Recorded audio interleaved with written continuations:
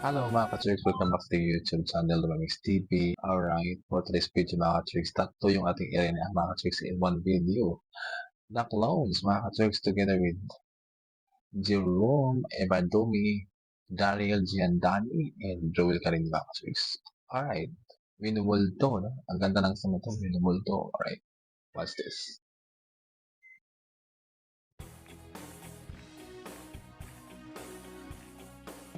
Huminga malalim, pumikit na muna,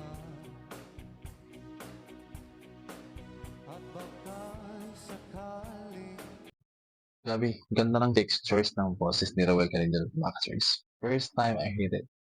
Nakumanta na siya ng multo. La la la la la la. La la la la. Buong buo. Ang laki. Ang laki ng boses na. Ang ganda.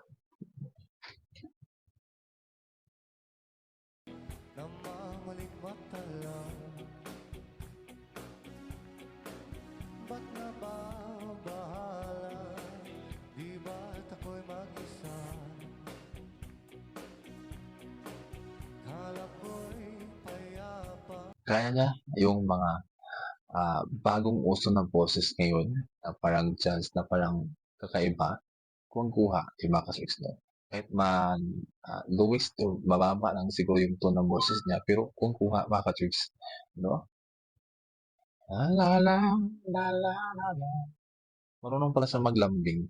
Lumambing yung boses or soft ganun. Boses mo'y tumatawag pa. Tindig pa lang, actor na ang dating, parang celebrity ba? Binaon naman na ang lahat, tinakpan naman na kisugat, ngunit ba't ba andito pa rin? Hirap na akong intindihin. Si Miley Cyrus pala ito si Daryl Giandani, no? Na ginamit niya sa The Clones Masters. Nang The Voice pala ito siya, no? Maganda naman yung boses niya.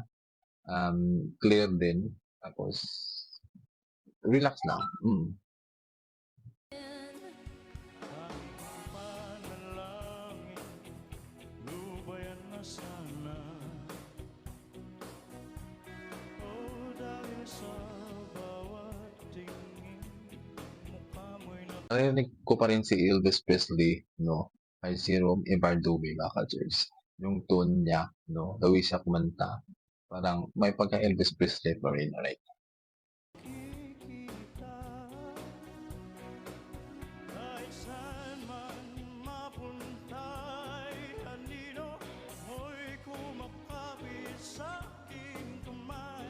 Ako ay handa. Magaling din siya baka church. Super, maganda yung texture ng boses niya, no? Pero nakikita ko pa rin yung si Elvis Presley, yung datingan. Nililibing ng buhay pa. Hindi na makalaya, pinagdala mo ko bawat gabi, wala mang nakikita, haplos mo'y Walang blending na nangyayari, baka church to. Ang daming na nangyayari. No? Walang blending na nangyayari, baka church. Kasi parang feeling ko, ano siya eh, kumanta lang sila sa entablado, baka church without something, without anything. And then, pero kurong klaro yung boses ni ano eh, Ruel Carreño at yung boses ni Jerome. Andun rin si ano, si Daryl Giandani. Pero iba yung boses ni ano eh, Ruel eh. Mm. hanggang pa rin sa dilim. Hindi na naririnig, hindi na Ang charming talaga ni Ruel. I remember yung charming ni Vic Soto. While yung, parang nagsa-start pa lang sa ano, before, no? Yung mga old na videos nila baka so, parang ganun eh. Yung payat days ni, ano, Vic Soto. Ganun siya kumilos eh. hindi na ng ilaw.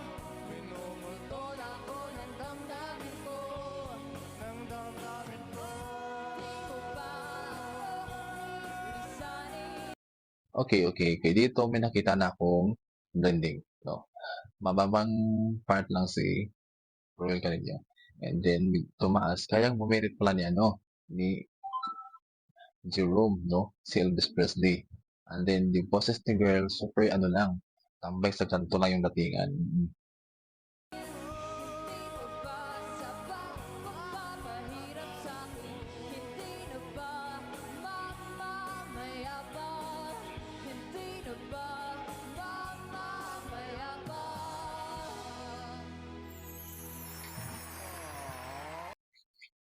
Magaling sa tatlo mga ka-Jerks, eventually. Magaling sa tatlo.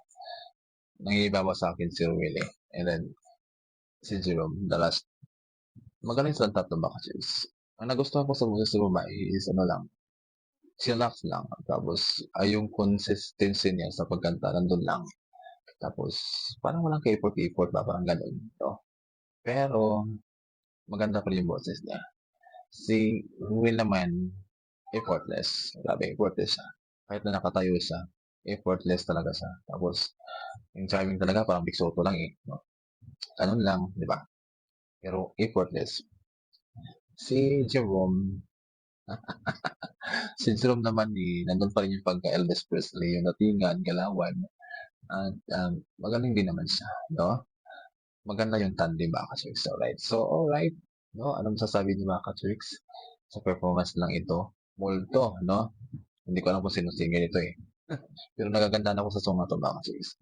And then, it's a great performance for me. Alright. Anong masasabi niyo mga ka-Tricks sa tatlong ito? Performance nila. Alright. Comment down below and huwag kalimutan mag-subscribe sa ating YouTube channel, Lamanix TV. Bye.